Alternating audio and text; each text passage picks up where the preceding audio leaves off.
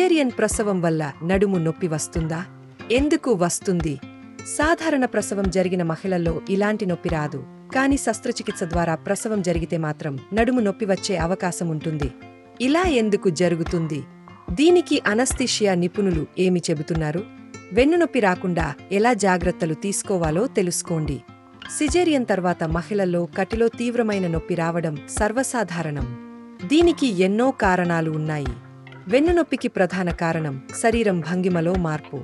గర్భధారణ సమయంలో గర్భాశయం బరువు నడుముపై పడుతుంది. దీనివల్ల తుంటి ఎముకలు, కండరాలు బలహీనపడతాయి. కటి నొప్పి పెరుగుతుంది. ఈ నొప్పి డెలివరీ తర్వాత కూడా వస్తూ పోతూ ఉంటుంది. డెలివరీ తర్వాత కూర్చునే పద్ధతి సరిగా ఉండేలా చూసుకోండి.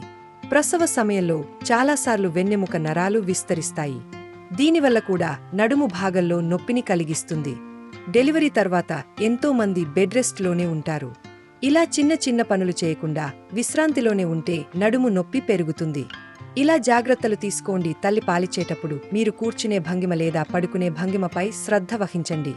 వీపుకు సపోర్టు ఇచ్చేలా దిండు పెట్టుకోవడానికి ప్రయత్నించండి.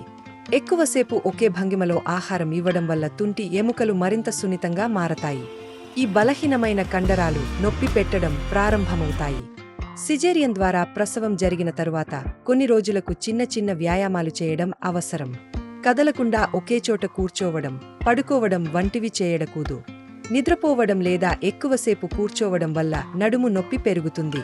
శస్త్రచికిత్స తర్వాత వెంటనే మీ తుంటి, కోర్ కండరాలను బలోపేతం చేయండి.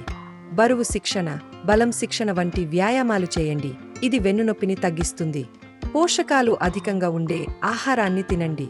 అవసరమైతే సప్లిమెంట్లను కూడా తీసుకోవచ్చు. అవసరమైన విటమిన్లు, కాల్షియం అధికంగా ఉండే ఆహారాలను తినేందుకు ప్రయత్నించండి.